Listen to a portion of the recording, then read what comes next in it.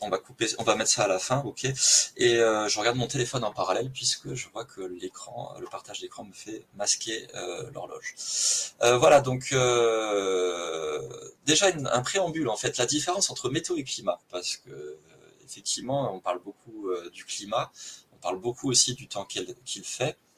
Donc je vais avoir une première réponse qui va dire qu'il ne faut pas nécessairement opposer météo et climat, puisqu'en fait on va décrire exactement le même système, hein, qui est notre système atmosphérique.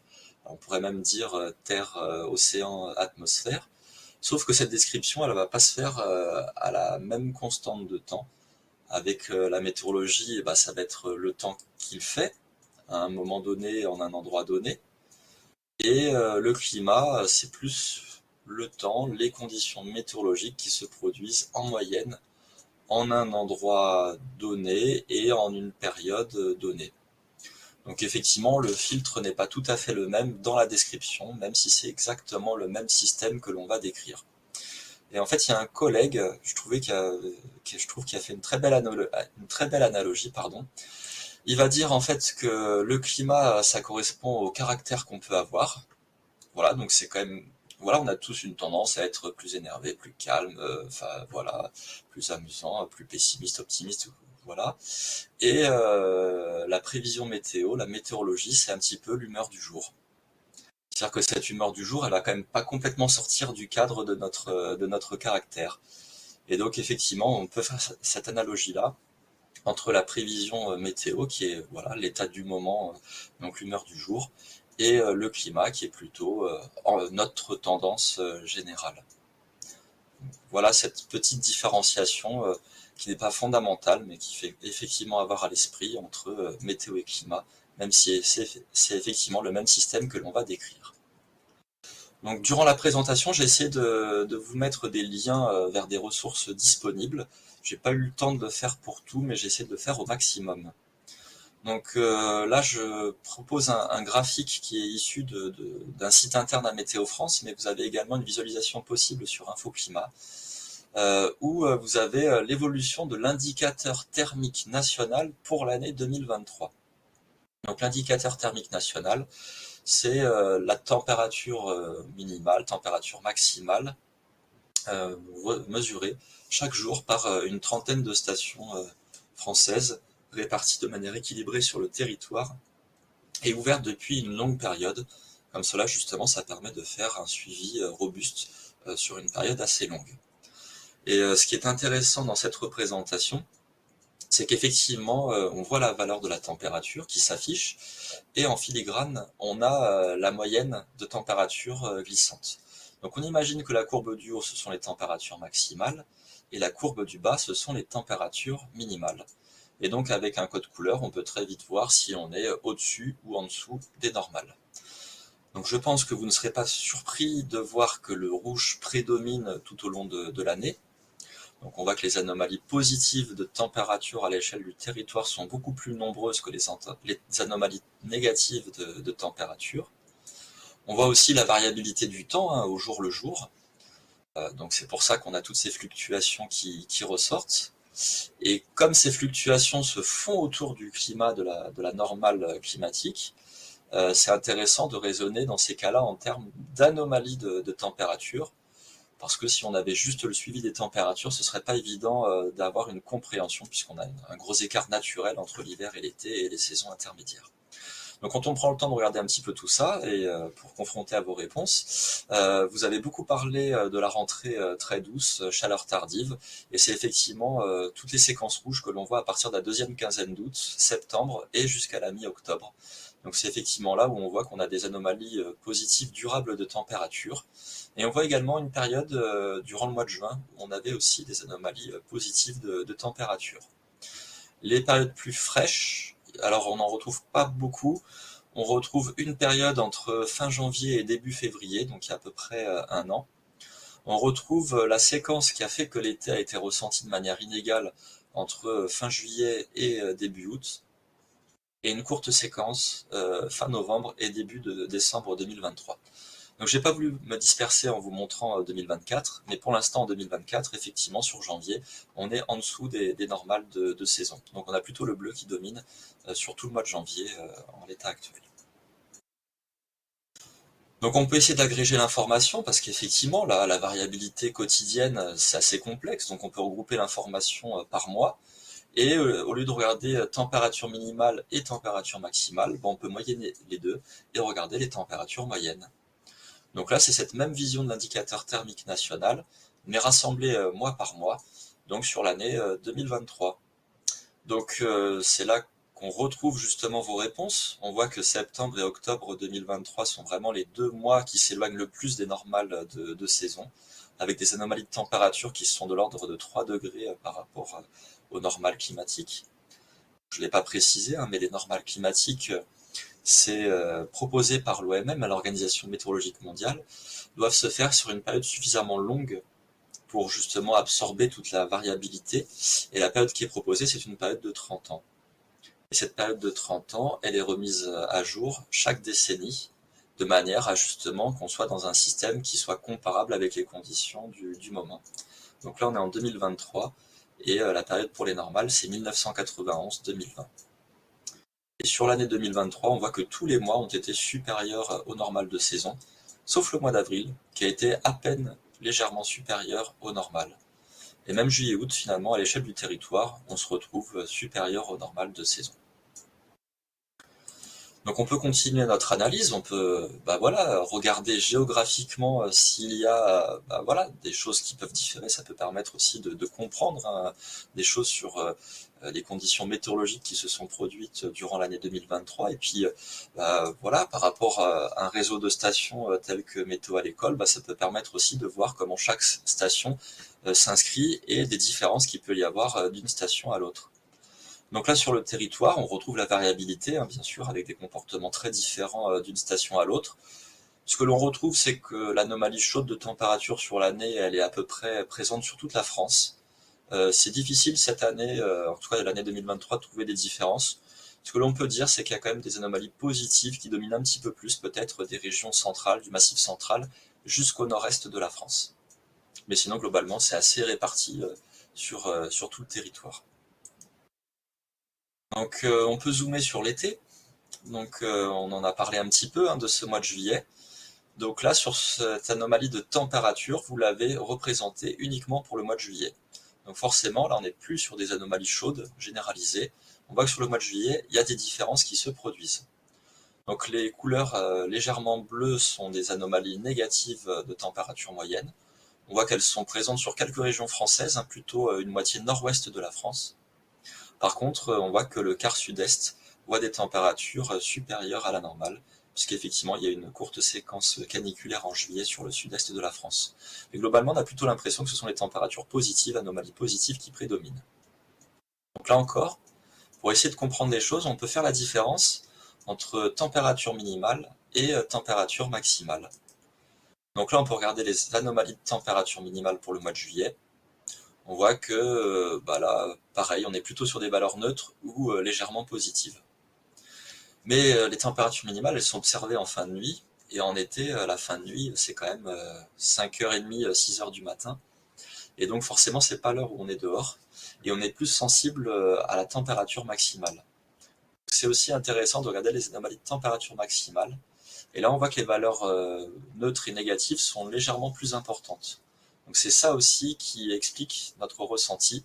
On voit que voilà, on est sur du 0-1, plus étendu que ce qu'il y avait en température moyenne. Et en parallèle, on garde aussi sur le sud-est des anomalies de température maximale assez marquées, plus 1, plus 2 et localement plus 3 degrés. Donc un mois de juillet contrasté. On peut faire la même chose. Ah oui, j'allais passer au mois d'août, mais j'allais oublier quelque chose auparavant. C'est l'ensoleillement. Forcément, en été, le soleil va favoriser un réchauffement des conditions en journée. Et donc, forcément, on va avoir une dépendance de l'anomalie de température à la normale d'ensoleillement. Là encore, ça peut permettre d'expliquer une partie de tout cela. Et là, on voit qu'il y a une très belle corrélation entre la figure de droite la carte de droite qui est le rapport à la normale d'ensoleillement, et la carte de gauche, où là je suis reparti sur l'anomalie de température maximale pour juillet. On voit qu'effectivement le quart sud-est est en excédent d'ensoleillement, et c'est la seule région française qui est effectivement en excédent d'ensoleillement, et c'est ce qu'on retrouve, qui permet d'expliquer nos anomalies positives de température. Donc on peut faire le même exercice pour le mois d'août. Pour le mois d'août, on n'a plus la différence nord-ouest-sud-est, on a une différence nord-sud. On voit qu'au nord de la Loire, en température maximale, je vais repasser volontairement en anomalie de température maximale, on est en valeur légèrement inférieure à la normale 1991-2020. Par contre, sur la moitié sud, peut-être large moitié sud, on est en excédent, plutôt 1, 2, voire localement 3 degrés quand on est vers le Lyonnais. Et quand on regarde l'ensoleillement, on voit que c'est encore bien corrélé avec l'ensoleillement, même si c'est pas parfait. Et globalement, l'ensoleillement est excédentaire au sud et plutôt déficitaire au nord. Donc là, sur l'été, ça permet pas mal d'expliquer des anomalies de température. On peut faire le bilan donc de cette année 2023. Donc dans le questionnaire, c'est ce qui vous a été proposé. Et quand on regarde la température moyenne sur toute la France, quand on regarde les 10 années les plus chaudes, eh bien on voit que l'année 2023 se situe juste après l'année 2022. Donc en fait, on vient d'enchaîner 2 années consécutives qui sont les plus chaudes mesurées depuis 1900 en France. Et on voit que elles sont... alors, ça paraît pas énorme, hein, 0,3 degrés ou 0,4 degrés, mais d'un point de vue climatologique, c'est beaucoup. Elles sont nettement plus élevées que les autres années où les températures moyennes étaient déjà remarquables. Et l'année 2003, hein, qui nous a tant marqué il y a une vingtaine d'années, ben, on voit où elle se situe par rapport à, voilà, aux températures moyennes relevées. Donc quand on regarde ces histogrammes, en fait, on voit que bah, les années les plus chaudes, en gros, sont toutes après 2003.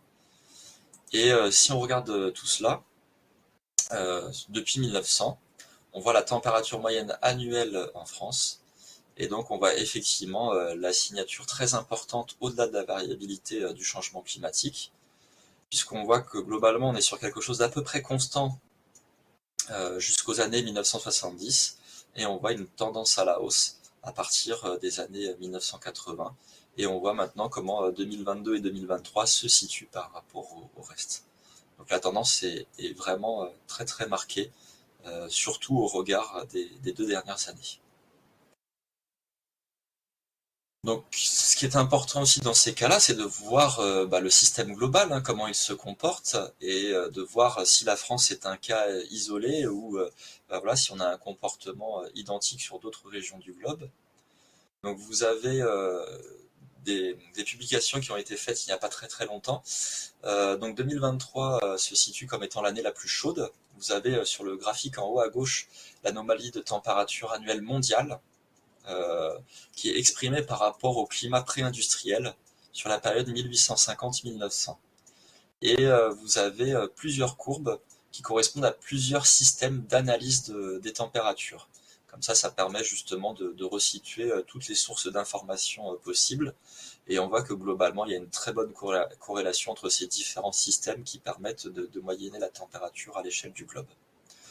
Et donc, ce que l'on retrouve, c'est que par rapport à ce climat pré-industriel, on voit qu'on est quasiment 1,5 degré plus chaud que cette ère industrielle sur cette année 2023 à l'échelle du globe.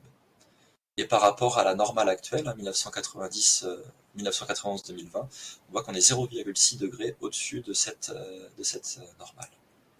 On peut retrouver la vision géographique, cartographique globale de tout cela. On retrouve effectivement l'Europe qui est en net excédent de température. Et on retrouve ici également aussi toute la partie pacifique au large de l'Amérique du Sud, qui correspond, vous l'avez peut-être entendu, enfin vous l'avez probablement entendu dans les médias et autres publications, à la mise en place d'El Niño, de l'épisode d'El Niño qui s'est mis en place durant l'année 2023. Et quand on regarde les dernières publications qui ont été faites par Copernicus, hein, qui est un observatoire européen qui regroupe de nombreuses contributions de services météorologiques et climatiques, vous avez cette représentation graphique qui est assez intéressante, qui montre les anomalies de température globale mensuelle, et avec un code couleur qui n'est pas neutre, puisque les décennies anciennes sont en couleur bleue et les décennies les plus récentes sont en couleur rouge, avec l'année 2023 qui apparaît toute seule. Et ce que l'on voit, c'est que le début de l'année 2023 peut s'inscrire dans la variabilité du climat à l'échelle du globe. Par contre, ce que l'on voit, c'est que depuis la fin du mois de mai et le mois de juin, en fait, on est sur un décroché, et que dans les années passées, on n'a jamais eu de mois de juin, juillet, août, jusqu'à décembre, qui ait été aussi chaud que cela, qui était aussi chaud que cela. Donc là, les valeurs sont pas exactement les mêmes, puisque c'est la référence 1991-2020. Donc c'est pour ça que vous ne retrouvez pas le 1,4. Là, c'est ce qui correspond justement au 0,6 degré qui est proposé sur la diapositive. Donc là, on voit clairement qu'il y a une rupture qui s'est faite. Donc là, c'est trop tôt pour pouvoir l'expliquer. Il ne faut pas sombrer non plus dans le pessimisme. Est-ce que c'est un point de retour qui a été atteint? C'est impossible d'y répondre. Mais c'est probablement lié à la mise en place d'El Niño, parce que cette oscillation qui se fait dans le Pacifique a des répercussions qui va plutôt faire en sorte que ça va donner une prédominance d'anomalies chaudes sur le globe. Et ça correspond à peu près bien à la mise en place de cette oscillation en phase positive. Donc là, on a fait la partie thermique.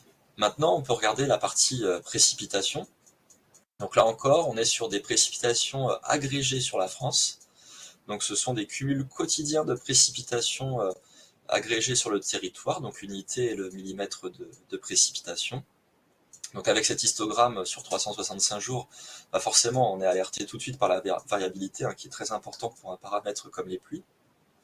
Et ce que l'on retrouve aussi, c'est des séquences sèches. Donc l'hiver dernier, à cette période, a connu une séquence remarquablement sèche, de 32 jours, avec des précipitations inférieures à 1 mm sur le territoire. Donc on considère que c'est à peu près 32 jours sans pluie sur le territoire. On voit que par la suite, on a eu une autre période, il n'y a pas eu de sécheresse estivale, en tout cas à l'échelle du territoire. Là encore, il y a une variabilité très importante, parce que les collègues méditerranéens savent bien que c'est complètement différent sur les régions méditerranéennes. On a eu une autre séquence sèche qui s'est mise en place durant la fin du mois de septembre et le début octobre, jusqu'à mi-octobre, associée à cette période de conditions très calmes en fin d'année, enfin en tout cas vers l'automne. Et par la suite, ça a débouché sur une séquence très pluvieuse qui a duré à peu près 2 mois, de mi-octobre à mi-décembre. Et là encore, l'indicateur pluviométrique a eu une séquence inédite d'1 mois, du mi-octobre à mi-novembre, de précipitations sur le territoire quotidienne, avec un cumul qui n'avait jamais été atteint sur une telle période sur tout le territoire. Et si vous allez sur InfoClimat, vous avez un diagramme de suivi, et vous vous situez par rapport à la moyenne nationale. On peut aussi faire cette carte-là sur des domaines géographiques différents. Et on voit comment on évolue sur la trajectoire. Donc typiquement, la période sèche qu'il y a eu en février a fait que il y a eu du retard sur les précipitations. Il y avait plusieurs régions qui étaient sèches. Que par la suite, finalement, à l'échelle du territoire, on se retrouve plutôt vers du neutre ou légèrement positif. À nouveau, la séquence sèche vers l'automne. Et à la fin, on voit qu'on a un écart. Alors il faudrait que j'arrive à lire un peu mieux, mais on est à 9% d'excédent de précipitations agrégées sur le territoire. Donc on est sur une année plus pluvieuse que la normale, sans qu'elle soit exceptionnellement pluvieuse. Donc on peut faire une répartition cartographique des précipitations. Donc là on est sur le rapport à la normale des précipitations. Donc quand on est à 100%, c'est qu'on atteint la normale. Donc sur le territoire, ce qui saute aux yeux, en fait, c'est le sud-est de la France, en fait, le domaine méditerranéen, qui est vraiment en anomalie extrêmement négative de précipitations. On voit que la zone située en particulier sur le Languedoc et le Roussillon connaît un déficit d'à peu près 50% de précipitations sur l'année 2023. On pourrait ressortir la carte de 2022, mais il y avait déjà une anomalie négative de précipitations sur ces régions-là. Et de l'autre côté, on voit que la façade océanique de la France, elle, est largement plus arrosée, et même en net excédent, puisqu'on voit qu'au niveau de la Charente-Maritime, du Pas-de-Calais, on a des excédents de l'ordre de 40% de pluviométrie à l'année, ce qui est quand même extrêmement important. Et ce qui ressort sur cette carte, en fait, c'est... alors il faudrait la rapprocher du relief de la France, mais ça met en évidence une circulation d'ouest, un vent d'ouest dominant, qui fait que les pluies vont être plus marquées sur les façades maritimes et également sur tous les reliefs qui s'opposent à des perturbations qui viennent de l'ouest. Donc c'est pour ça que les Alpes du Nord réagissent beaucoup. On retrouve le versant ouest des Vosges et à contrario, eh bien, le domaine méditerranéen, protégé par la présence de Mistral et de Tramontane, par un effet de fun, eh bien, va se retrouver dans des conditions beaucoup plus sèches. Donc quelques événements météorologiques pour l'année 2023. Je regarde vite fait le chronomètre. J'ai choisi quelques événements de manière totalement subjective en essayant de représenter plusieurs phénomènes sur plusieurs régions différentes. Donc une première séquence sèche dans l'hiver 2023, un mois de mars qui a été remarquable pour son activité orageuse, l'été caniculaire localement en août et cette chaleur au mois de septembre, et un automne extrêmement perturbé. Voilà les événements que je vous propose pour la suite de la présentation.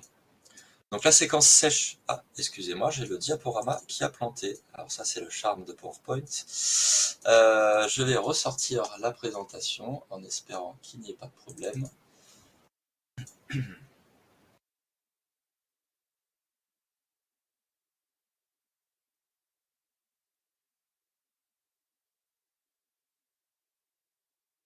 Allez, je vais découvrir directement la diapositive puisqu'on a parlé de cette séquence sèche.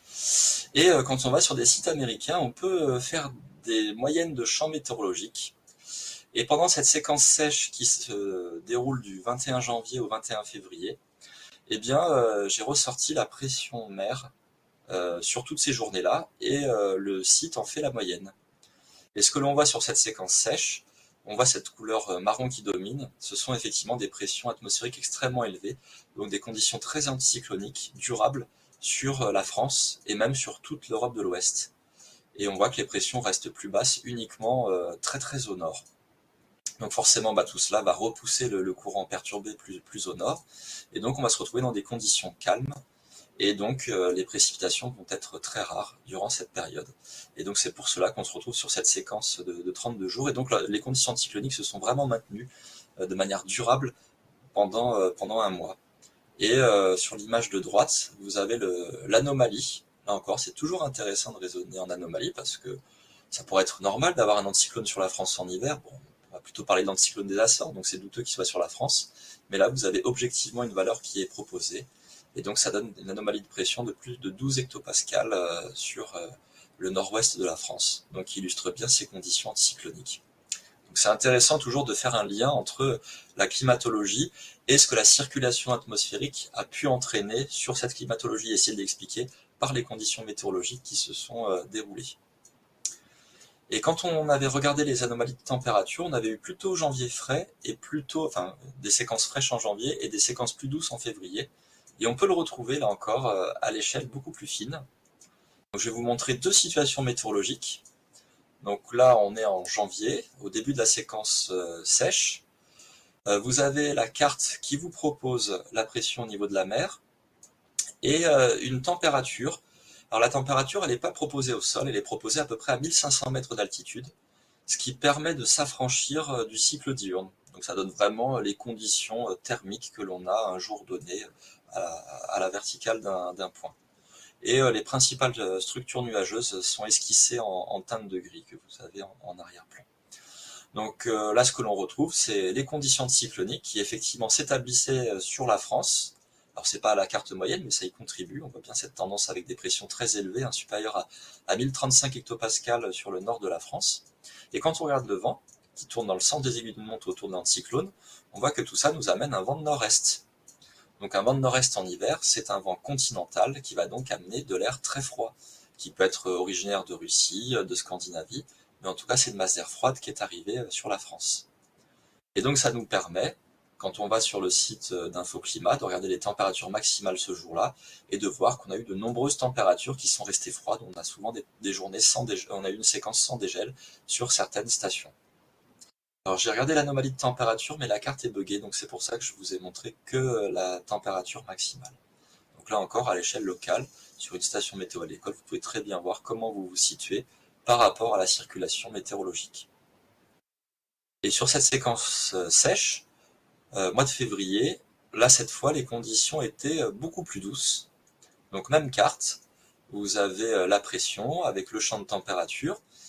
Et ce que l'on voit toujours, c'est un champ de pression très élevé, 1030-1035 hectopascales sur la France. L'anticyclone est centré vers l'Allemagne. Donc quand on tourne dans notre sens des aiguilles d'une montre, on voit qu'on va plutôt piloter un vent à composante sud. Donc forcément, ça va venir nous amener de l'air doux, et donc on voit ces températures très douces qui sont arrivées sur une partie de l'Europe. Et quand on regarde les températures observées ce jour-là, eh bien on voit qu'effectivement il y avait des températures remarquables sur le territoire, avec 12 à 15 degrés, 18 degrés localement sur la moitié nord, et des pointes à presque 20 degrés sur la partie sud. Si vous regardez très finement, il n'y a que la plaine d'Alsace qui s'est retrouvée sous de la grisaille, où les températures sont restées vraiment très froides. Mais ce jour-là, les températures restaient vraiment très douces sur le territoire. Donc conditions de cyclonique d'hiver, c'est pas nécessairement du beau temps, puisqu'on voit que ce jour-là, il y avait de la grisaille qui restait en Alsace, et ça dépendra de la direction du vent pour expliquer si la masse d'air est plutôt chaude ou plutôt froide. Donc ça, c'est pour cette séquence sèche. Le mois de mars, lui, a été record en termes d'activité orageuse. C'est quelque chose qu'on peut oublier depuis, parce qu'effectivement, c'est pas forcément le mois où on s'attend à avoir le plus d'orages. Et vous avez sur la carte de gauche les impacts de foudre détectés sur le territoire durant le mois de mars. Vous avez regroupé par différentes séquences le code couleur qui est associé à tout cela. On voit que c'est entre le 11 et le 16 mars, avec la couleur verte, qui a eu le plus d'impacts détectés sur le territoire. Et on peut mettre ça en perspective avec l'historique des mesures de météorage. Et ce que l'on voit, c'est qu'effectivement, ce mois de mars 2023 a été vraiment au-delà de tout ce qui avait été observé précédemment en termes d'activité électrique. Donc on peut effectivement ressortir les giboulées de Mars pour expliquer tout cela. Je vais en montrer quelques diapositives, mais on peut vite fait montrer la situation météorologique au début de la séquence orageuse, où vous avez le vent, la pression encore au niveau de la mer, et en couleur, vous avez, alors c'est pas exactement la température, c'est un paramètre qu'on utilise en météorologie qui est dépendant de la température et de l'humidité. Et début mars, ce que l'on voit, c'est qu'avec la position de la dépression ici, assez creuse et assez sud sur l'Atlantique, et un anticyclone bien au sud des Açores, et bien en fait ça a piloté un flux d'ouest-sud-ouest sur l'Atlantique qui est allé jusqu'à l'Europe. Et finalement c'est de l'air quasiment tropical venant des Antilles ou de l'environnement des Antilles, qui est arrivé jusqu'en France vers le 8 mars, en tout cas sur la première décade de mars. Et donc c'est pour cela qu'on a eu après énormément d'activités orageuses pour un mois de mars. Mais alors après, on pourrait se poser la question de pourquoi des giboulées en mars. Donc pour les giboulées en mars, il faut venir expliquer un petit peu la formation des orages, ou en tout cas des nuages instables que sont les cumulonimbus, ceux qui ont la plus grande extension verticale. Donc ces nuages-là, ils répondent à un processus physique qu'on appelle la convection. Donc la convection, en fait, c'est physiquement ce qu'on pourrait appeler un transfert de chaleur via un déplacement de matière qui répond à un déséquilibre thermique. Alors comment mettre ça de manière concrète au niveau météorologie? Eh bien, le déséquilibre thermique, c'est le sol qui va s'échauffer, parce que l'atmosphère est quasiment transparente au rayonnement solaire. Donc le sol va s'échauffer, et forcément, on va avoir un déséquilibre de température entre le sol et les niveaux supérieurs. Donc on va avoir une circulation vers la verticale qui va se mettre en place, et qui va venir justement transporter, déplacer un peu de matière. En tout cas, on va avoir une élévation des masses d'air atmosphériques quand on a ce déséquilibre vertical. Donc c'est ça la convection, et ça peut aboutir à la formation des orages. On peut faire l'analogie avec la casserole d'eau qui chauffe dans la cuisine. Voilà.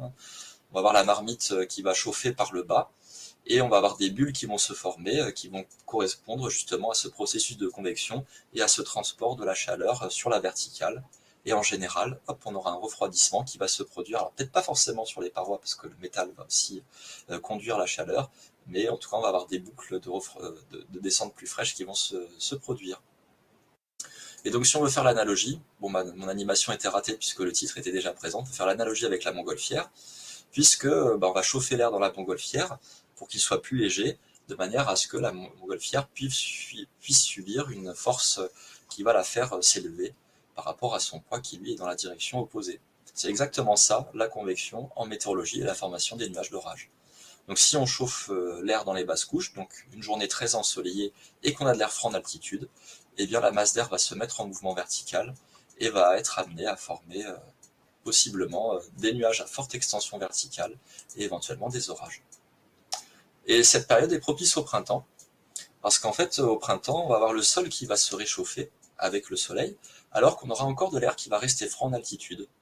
Et donc ces giboulées de Mars, on va les retrouver dans de nombreux dictons, mais météorologiquement parlant, elles ont quand même un sens. Elles traduisent bien la transition entre la saison hivernale et la saison estivale. Donc justement, transition toute faite vers l'été, été caniculaire localement. Alors, il faut vraiment retenir le terme localement, effectivement, avec une canicule qui a été observée durant le mois d'août. Donc, vous avez peut-être déjà vu ce type de carte diagramme à bulles qui permet de resituer chacune des canicules historiques. Alors, pour résumer ce diagramme-là, sur l'axe des abscisses, vous avez la durée de la séquence caniculaire en jours. Donc, plus on est sur la droite, plus la canicule est durable. Sur la verticale, sur l'axe des ordonnées, vous avez l'intensité maximale de la canicule. Donc, c'est la valeur maximale atteinte par l'indicateur thermique national. Et le diamètre du cercle, c'est un petit peu justement cumuler l'intensité quotidienne de la canicule. Donc ça résume un petit peu la sévérité de la canicule. Donc on retrouve août 2003 qui écrase la concurrence en termes de sévérité globale. Et on voit que, alors on a l'impression que c'est 2020, mais non, hein, c'est bien 2023. On a cette canicule du 17 au 24 août qui ressort ici, donc pendant une semaine, avec une intensité quand même importante à l'échelle du territoire. Donc cette carte avait été également publiée par Météo France. Là encore, vous pouvez resituer chacune de vos stations dans cet environnement-là, avec un code couleur sur l'année où le record de température a été battu. Donc 2023, c'est la couleur violette qui domine, donc on voit que c'est plutôt sud-ouest centre-est qui est majoritairement concerné. 2022, et bien là c'était la façade ouest, la couleur rouge foncé, c'est la façade ouest parce qu'on avait un flux d'est continental extrêmement chaud à ce moment-là, et donc ça a favorisé les températures extrêmes sur la façade ouest. 2019, il y a eu le pic méditerranéen en juin, et le pic sur la moitié nord de la France pour le mois de juillet. Et 2003, en jaune, on voit que c'était un petit peu partout sur le territoire. On voit justement l'aspect généralisé de cette canicule de 2003. Donc là, voilà, vous avez une spatialisation des températures à plus de 40 degrés sur l'année 2023. Et donc on retrouve bien le sud-ouest, le centre-est et l'intérieur du sud-est de la France qui sont concernés. Donc là-dessus, on a vu fleurir une expression dans les médias qui n'est pas originaire des services météorologiques, hein, le terme de dôme de chaleur. Alors j'ai voulu avoir l'ambition de vous expliquer ce terme, parce que quelquefois il y a des termes qui apparaissent dans les médias que l'on peut mettre en critique, que l'on peut critiquer, mais pour le dôme de chaleur, c'est quand même quelque chose qui a malgré tout un sens météorologique. Donc je vais essayer de vous l'expliquer rapidement à l'aide de quelques cartes. Donc là j'ai repris des cartes qui sont disponibles sur le site Météo Ciel. Vous avez la pression au niveau de la mer, en isoligne, et durant justement cette canicule du 17 au 24 août, eh bien on voit que la pression sur la mer, elle est pas très élevée hein, au niveau de la mer. On est aux alentours de la normale, à 1013,25 hectopascal. Et là, on voit qu'on est entre 1010 et 1015. Donc on est un peu embêté parce qu'on n'a pas grand-chose pour dire bah il y avait des conditions très anticycloniques. Par contre, ce que l'on voit, c'est la couleur rouge qui domine. Alors la couleur rouge, c'est pas la température, mais c'est la pression en moyenne troposphère. Alors plus précisément, c'est du géopotentiel, c'est plus complexe, mais c'est un petit peu comme si c'était la pression au milieu de la troposphère. Et quand c'est rouge, c'est que ce sont des valeurs très élevées. Donc on voit qu'on a des pressions très élevées en altitude. Et dans les lois physiques qui sont utilisées en météorologie, en fait, il y a un lien entre la pression en altitude et la température. Et si la pression est élevée en altitude, la température est nécessairement élevée en altitude. Donc sur la carte du dessous, vous avez le champ de température qui apparaît. Et effectivement, on voit que partout où il y avait du rouge au niveau de la pression en moyenne troposphère, eh bien on voit qu'effectivement c'est là où les températures sont les plus élevées en altitude. On voit même bien que des petites poches plus froides correspondent bien à des pressions plus basses en altitude. Donc on voit que pendant cette séquence caniculaire, on avait des pressions élevées en altitude et une température élevée en altitude.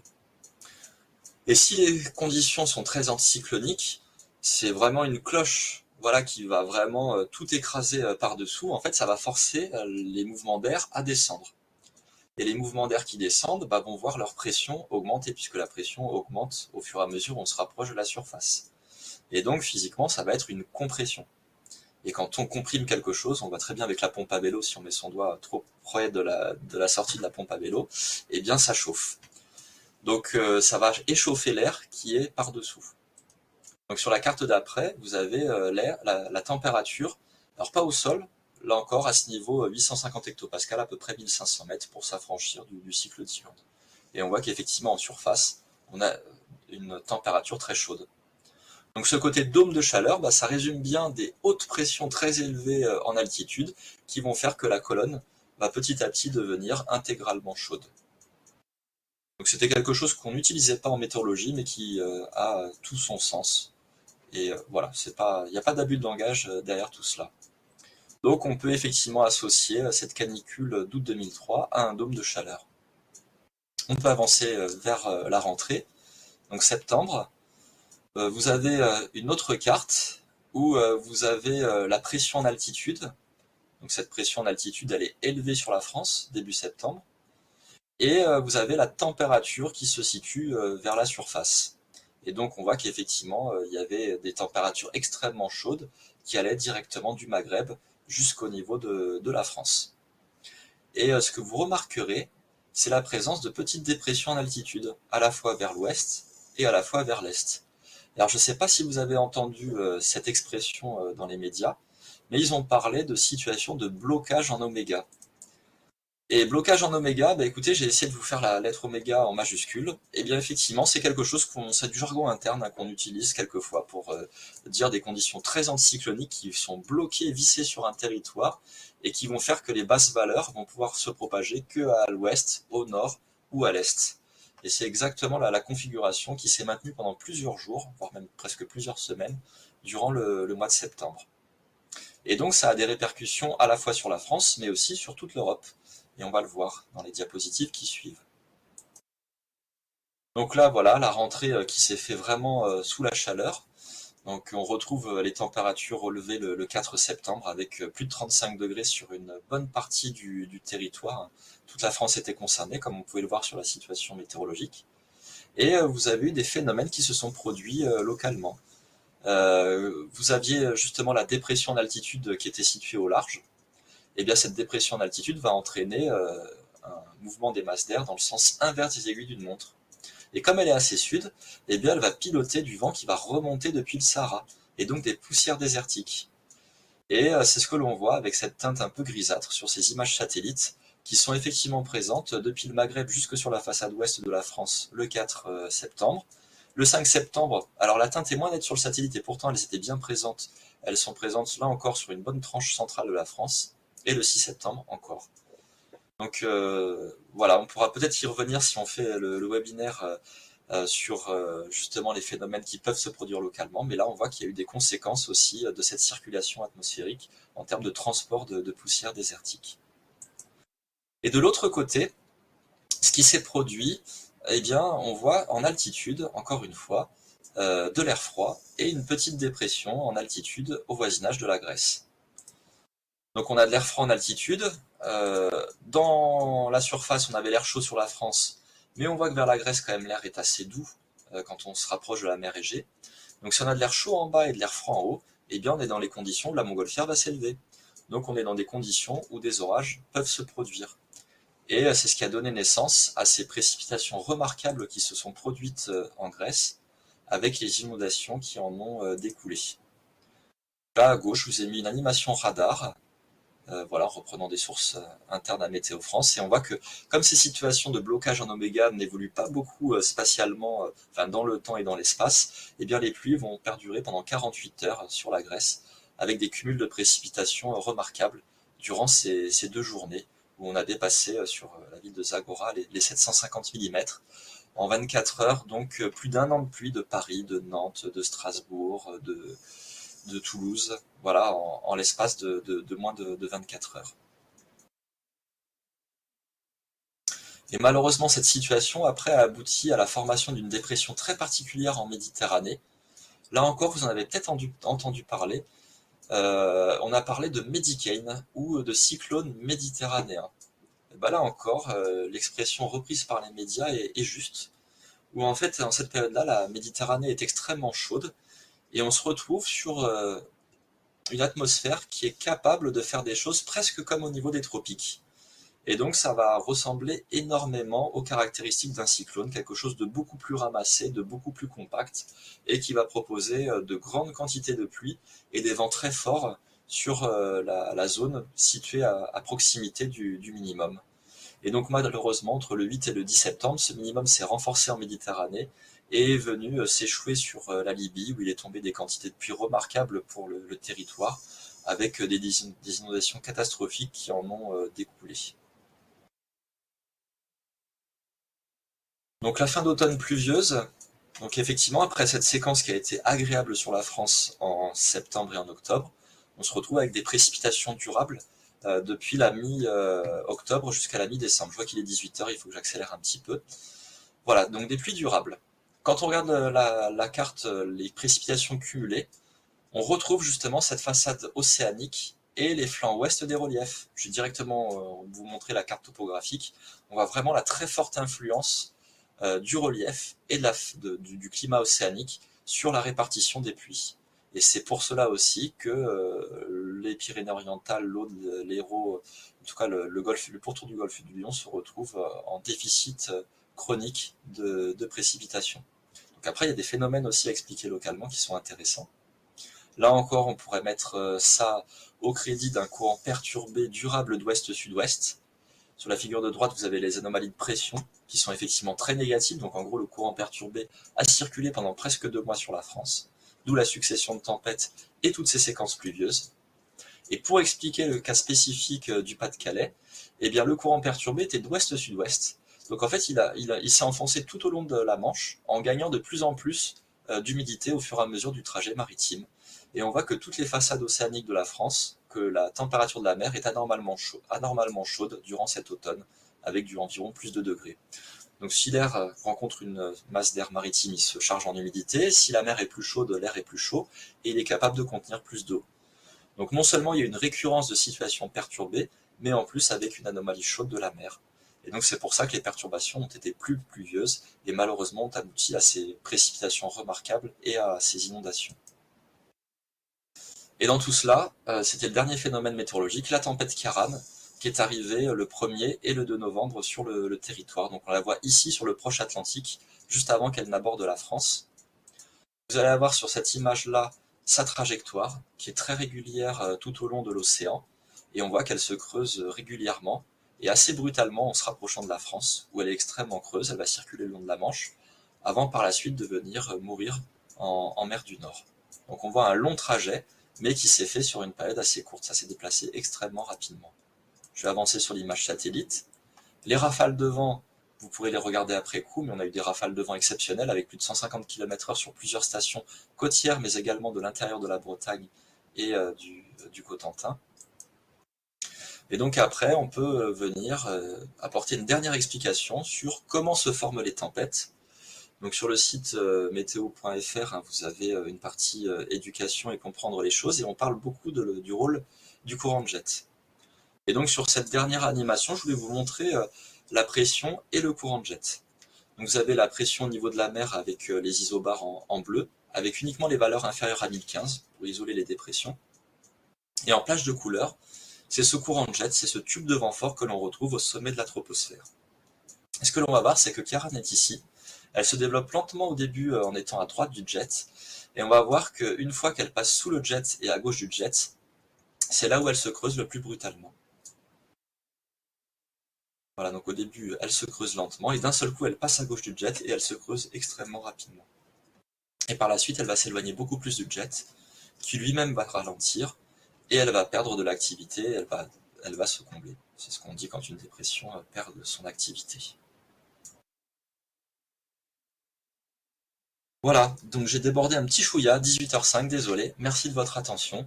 Et donc, si vous avez des questions, j'y répondrai avec C'est plaisir. C'était passionnant, donc un grand merci. Alors oui, il y a des questions. On m'entend, hein? Oui, Oui, très bien, ouais. super. Alors, il y a des questions, donc si vous voulez, je vous les pose les unes après les autres. Je vais Avec les plaisir. prendre. Alors, la première, de Pauline Martin, qui est une collègue de l'Académie de Nice. Y a-t-il un lien entre la sécheresse dans le sud et le nombre qui semble plus important de jours chargés en particules de sable avec un effet de ciel orangé? Alors c'est une bonne question. Euh, c'est ce que l'on voit avec la séquence qui a eu lieu au début du mois de septembre. C'est vrai que pour effectivement qu'on ait ces remontées de poussière désertique, il faut avoir des hautes pressions sur la France ou en tout cas vers l'Europe centrale et des basses pressions assez au sud sur le proche Atlantique. Donc ça va piloter un courant de sud sur la France, donc ça va faire remonter les poussières désertiques, mais ça sera associé à des conditions chaudes. Sauf que la sécheresse, elle s'exprime sur une durée de beaucoup plus importante, beaucoup plus longue. Donc c'est pas cette séquence-là qui fait la sécheresse, mais c'est, ça fait partie de phénomènes qui peuvent se produire en séquence sèche. Voilà comment je peux D'accord. répondre à tout ça. C'est une séquence, une sous-séquence, voilà, qui est effectivement possiblement compatible avec une longue période plus sèche. Mais effectivement, la constante de temps n'est pas la même parce qu'il faut plusieurs semaines et même au-delà, plusieurs mois, voire années pour arriver à une sécheresse. Quand cette situation-là, elle, va durer quelques jours, quand on sera entre 5 et 7 jours. D'accord, merci beaucoup.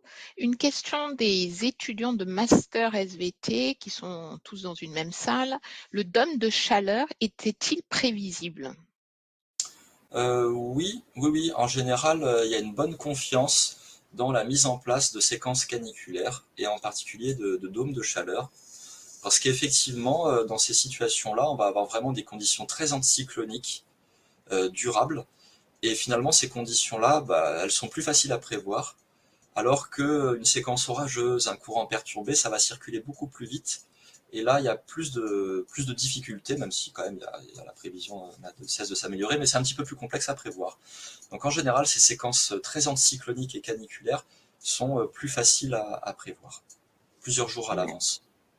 D'accord, merci beaucoup. Une question d'Angou. Sont-elles toujours les mêmes régions qui subissent les plus grandes hausses de température? Est-ce que ce sont les mêmes régions? Alors c'est une bonne question, et malheureusement, comme je suis plus spécialiste de prévision que de climat, j'aurais pas la réponse précise à apporter. Euh, je crois que quand on regarde au niveau de la France, déjà l'évolution des normales climatiques durant le XXe siècle et le début du XXIe siècle, on peut justement essayer de se dire, bon bah voilà, quelles sont les régions qui se réchauffent le plus. Et de mémoire, mais là c'est peut-être faux, donc c'est pour ça que je dis ça entre pincettes, il me semble que c'est amorti sur la façade océanique et accentué sur la partie continentale de la France. Voilà. Mais ça demanderait voilà, une D'accord, consolidation. merci beaucoup. Une question de Rachid. Certains disent que le confinement a eu un impact sur la météo. Est-ce vrai? Alors, il y a eu un impact indirect par rapport aux avions. Parce qu'effectivement, tout le monde était confiné et Hmm, tous les modes de transport étaient réduits. Et donc, la météorologie utilise beaucoup les informations fournies par les avions, parce qu'effectivement, les avions sont équipés de sondes de température, et en même temps, par leur déplacement, ils permettent d'estimer le vent. Et donc, pendant toute cette séquence, il n'y avait quasiment plus aucune observation qui venait des avions. Et donc, ce qui avait été évoqué, c'est que peut-être il y allait avoir une perte de qualité des prévisions météorologiques. Et finalement, il y a une compensation qui s'est faite par les autres modes de mesure, et il n'y a pas eu de dégradation nette de la qualité des prévisions météorologiques durant cette période. Mais ce qu'il faudrait faire pour en être sûr, ce serait de trouver une autre période, d'enlever les avions dans l'établissement des modèles de prévision du temps et de comparer deux types de oui. simulations. Mais là, ça Hmm, demanderait des coûts de calcul très importants. Mais finalement, ça avait été craint, en tout cas au moment du confinement, mais ça s'est pas retrouvé vérifié de manière très nette. Il n'y a pas eu de dégradation nette des scores des modèles de prévision du temps durant cette séquence. d'accord. À nouveau une question des masters. Est-ce que ces anomalies dont vous avez parlé peuvent aboutir à des changements de climat qui seraient visibles à l'échelle humaine? Alors, pour répondre à cela, effectivement, on peut.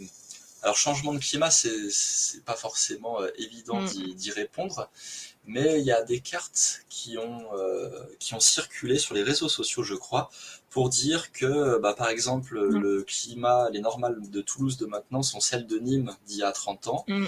que ce qu'il y a à Châteauroux, c'est ce qu'il y avait, je sais plus sur quelle ville, quelques décennies avant. Donc ça, c'est effectivement essayer de rendre de manière objective une migration du climat vers le nord. Donc après, en termes de, enfin, ça peut aussi se retranscrire sur les végétaux aussi, hein, où on voit Mm. typiquement dans le sud-ouest, hein, on voit que tout ce qui est bouleau a énormément souffert ces dernières années. C'est aussi une matérialisation de tout ça. Donc effectivement, le climat ne change pas brutalement, mais il y a un glissement progressif qui se fait. Alors, je crois que c'était la dernière question.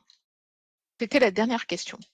Donc, D'accord. merci beaucoup, Michael, Merci à vous. pour Ouais. cette riche prestation qui nous a vraiment nourris. Et on va poursuivre avec Fanny, comme le temps court, avec Fanny, pour présenter l'activité qui découle finalement de ce que vous avez présenté, hein, Monsieur Kreitz. Vous allez le voir. Hop. On va la présenter à deux voix avec Fanny. Donc nous sommes partis d'une réalité complexe, comme Michael a pu nous le montrer. Hein. L'été 2023 se classe au 4e rang des étés les plus chauds. Donc l'idée, c'est de montrer à partir de ce qu'ont pu voir dans l'actualité les élèves, ou même en concret, hein, les inondations, des pics de chaleur très importants, des précipitations fréquentes dans des zones où il n'y en avait pas tant que ça, et essayer d'expliciter cette réalité complexe. Nous sommes sur un niveau cycle 4, hein, Fanny? Oui, tout à fait. Donc Alors, là, vas-y, on fait à ouais, deux je voix. reprends. Oui. Voilà, je complète. Donc, vous avez ici donc des extraits de vidéos du journal télévisé, donc qui relatent des événements marquants météorologiques qui se sont passés cette année, que les élèves connaîtront forcément. Ils ont eux aussi, tout comme vous et nous, subi la rentrée très chaude dans les salles de classe. Les inondations marquaient tout le monde, surtout en période de Noël. Tous les élèves dans le sud de la France, surtout, savent très bien que l'économie d'eau était quelque chose d'essentiel et l'est encore. Nous avons aussi des événements marquants comme de la neige en août en Savoie. Donc, ce qu'on vous propose, c'est d'utiliser donc ces événements et ces journaux télévisés, donc ces vidéos, comme documents d'accroche pour faire verbaliser les élèves, les ressentis. Comme vous avez pu le voir, les ressentis de chacun sont différents en fonction de là où ils habitent, de ce qu'ils ont fait aussi peut-être pendant les vacances. Donc c'est très important de reprendre le ressenti des élèves. Et ensuite, nous allons donc exploiter ces ressentis pour les questionner et essayer de savoir si l'année 2023, donc elle a été exceptionnellement chaude, et savoir si c'est un résultat du dérèglement climatique dans toutes les régions de France, si ça a été uniforme sur tout le territoire ou pas. Donc pour cela, ouais, nous allons utiliser des données météorologiques, ce qui sera aussi l'occasion de parler de climat et de météo. Nous allons proposer en fait un travail en petits groupes. Donc, nous allons exploiter les données météorologiques des stations de météo à l'école, donc que nous allons retrouver sur InfoClimat. Donc, les élèves vont utiliser les données qu'ils vont trouver sur le site pour pouvoir faire des représentations graphiques, les interpréter et ensuite, lors d'une mise en commun, essayer d'avoir leur jugement, leur regard sur cette année 2023. Donc là, ça va être le tableau. Je vais essayer de partager. Tu as la main. Je t'ai Ouais, donné la main. merci. Super. Alors, Donc ce document, on pourra vous l'envoyer un post formation, le mettre également sur le site, puisque c'est un document que vous pouvez utiliser, qui est exploitable directement avec vos élèves. Vas-y. Oui. Voilà, je pense que vous voyez bien. Donc, c'est un document Excel présentant plusieurs feuilles. Donc, les feuilles ont été verrouillées. On vous donnera aussi le code pour pouvoir les modifier. Donc, on propose à chaque groupe une station qui va être... donc, vous allez avoir des stations météo dans le sud de la France, sur la façade ouest, est, dans le nord. Donc, vous avez le lien hypertexte qui vous renvoie directement, qui vont renvoyer les élèves directement sur la station et sur l'année souhaitée. Donc là, on est sur MAO Météo à l'école du Centre international de Valbonne. Ils peuvent faire un copier de toute la ligne, CTRL-C, et ensuite le reporter dans le fichier Excel, CTRL-V. Et ensuite faire de même pour les années 2022, 2021, 2019. Vous pouvez voir, je pense que le graphe va automatiquement se construire. Et nous allons comparer ces données aux moyennes de température aussi de 91 2020. Donc pareil, il y a le lien, il suffit de faire un copier-coller des moyennes. Est-ce que tu peux nous faire, nous montrer le site InfoClimat à partir duquel Oui. tu prends les Ah oui, les parce données? que oui, pardon. Ouais, Merci. je vais faire ça.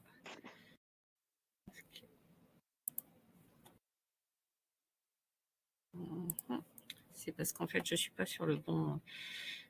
Je vais arrêter le partage et me remettre au partage de InfoClimat. Voilà, partager. Voilà, donc là, vous avez la station donc, du Centre international de Valbonne. Donc, il suffit donc de copier l'intégralité de la ligne et vous le copiez dans le tableau Excel. Vous allez avoir le graphique qui va se tracer automatiquement. Donc, les élèves vont pouvoir comparer les différentes années. Vous pouvez changer les années ici, donc 2021, 2020.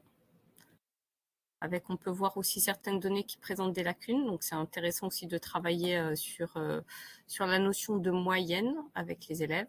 Donc, de ne pas faire une moyenne avec des données non complètes sur une année. Donc, c'est pour ça que nous allons comparer mois par mois. Je vais vous repartager le tableau Excel. Fenêtre.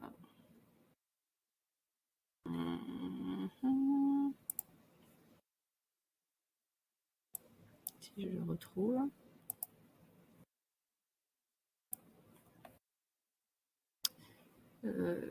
Écran complet.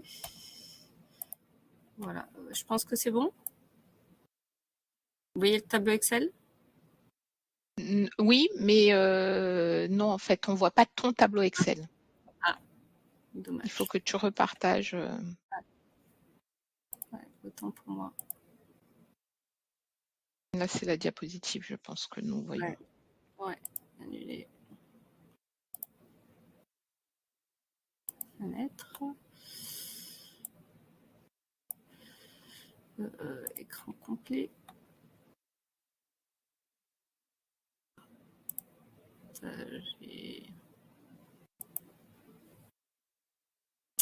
j'ai un petit problème avec mon fichier Excel qui ne veut pas réapparaître.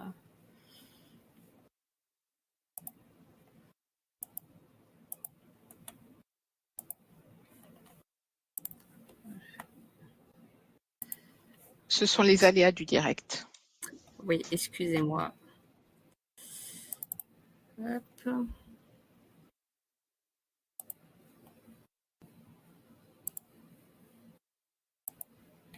On va commencer.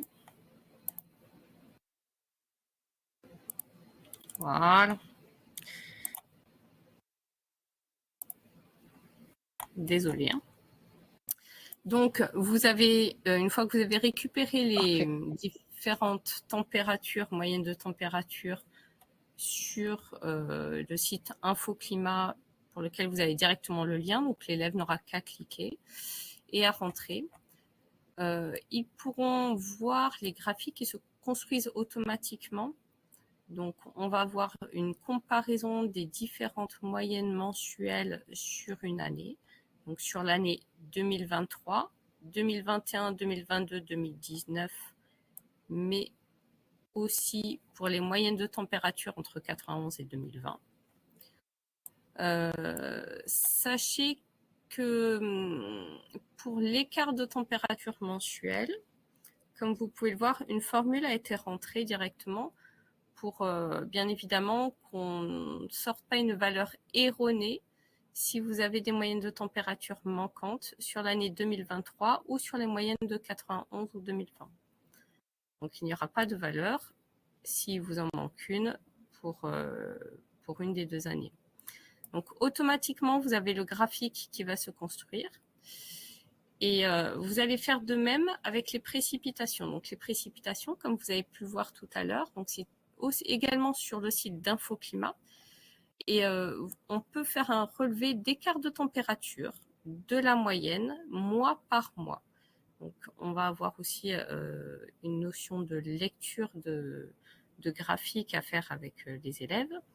Et donc une fois que chacun aura rempli au niveau de sa station les différentes données collectées, ils pourront faire une analyse en tout cas des écarts de température, mais aussi de précipitations, ce qui permettra une mise en commun par la suite avec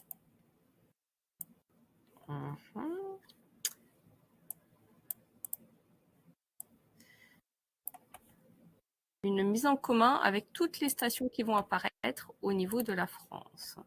Donc je vais revenir sur le partage. Quelques petits soucis.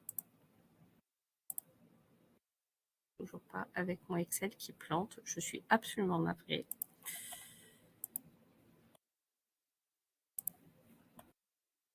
On va réouvrir.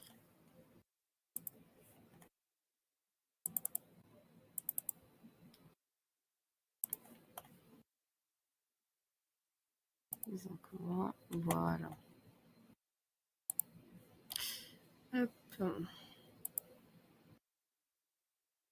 Fenêtre. Voilà.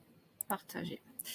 Donc voilà, vous pourrez par la suite avoir un bilan, donc région par région, donc des écarts de température entre 2023 et les moyennes des années précédentes, ainsi que les précipitations. Donc vous pourrez avec vos élèves faire un bilan en tout cas plus global sur cette année 2023 par rapport aux autres années sur tout le territoire français, pour essayer de voir justement si l'augmentation des températures a été identique sur tout le territoire ou pas, ainsi qu'au niveau des précipitations. Je redonne la main à Fatima. Parfait, merci beaucoup. Donc, vous allez voir que ce document final, qui va être complété par les élèves, vous avez l'identique donc sur le bilan d'été qui a été publié par Météo France, et les élèves pourront comparer les données qu'ils ont trouvées au bilan régional qui a été réalisé et qui illustre les anomalies de température et de précipitation. Donc cette mise en commun va permettre de mettre en évidence un réchauffement global sur tous les territoires, mais pas de façon uniforme, comme vous l'a expliqué Fanny. Et pour clore cette activité, vous allez pouvoir leur diffuser. On va vous la mettre parce qu'elle est vraiment courte et très très bien faite, hein. Cette vidéo, donc toujours de Météo France, je vais vous la passer. On pourra faire office de conclusion, hein.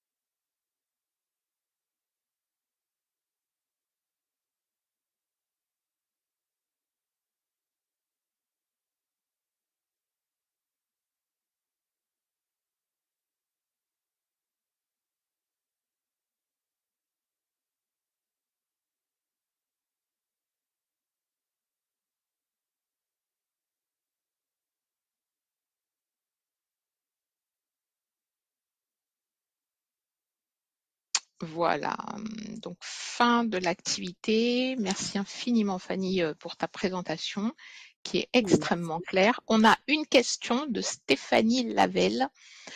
Avez-vous testé, j'imagine, cette activité avec des élèves de 5e? Je pense que c'est Oui, parce alors, que Stéphanie doit avoir des élèves de 5e. à des cinquièmes. Alors, ce qui est très bien, c'est qu'en fait, ils se prennent vraiment pour des reporters et des scientifiques avec en main un objet d'étude, donc une station, et ils sont chefs de station et ils doivent faire donc leur rapport de station. Donc, ça a très bien fonctionné. Ce qui est bien, c'est que l'Excel est complètement bloqué, donc vous n'avez pas en tout cas de danger. Il faut leur montrer le copier-coller parce que certains avec Excel ne sont pas encore très aguerris, mais une fois qu'ils ont compris comment ça se passait, tout se passe très bien. Merci beaucoup. Eh bien, on arrive à la fin de cette présentation.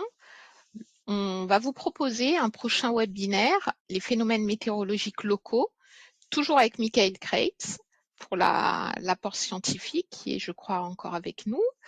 Et pour la partie déclinaison en activité en classe, eh bien, on garde le binôme, hein, Fanny, Fatima, pour enchaîner. On vous préviendra, on vous donnera la date ultérieurement. Nous ne l'avons pas encore complètement fixée avec Michael, mais voilà, c'est pour vous donner envie d'être avec nous la prochaine fois. Nous vous souhaitons une très bonne soirée. Encore merci Michael d'avoir accepté d'être avec nous et de nous avoir fait cet apport scientifique de qualité. Merci beaucoup. Bonne fin de journée à tout le monde et à bientôt alors Merci peut-être. et à bientôt. À bientôt, oui. Mm. Bonne soirée. Merci à vous également d'avoir été avec nous.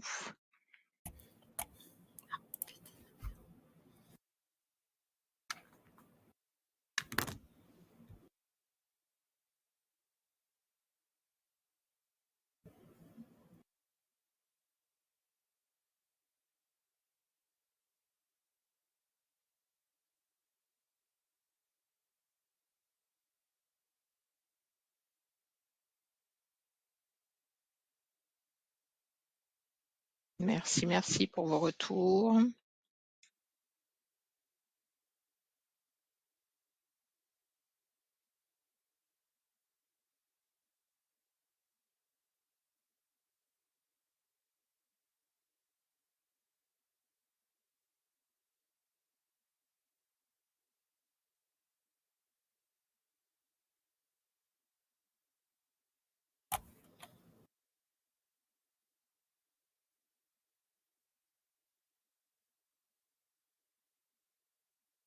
Merci à tous.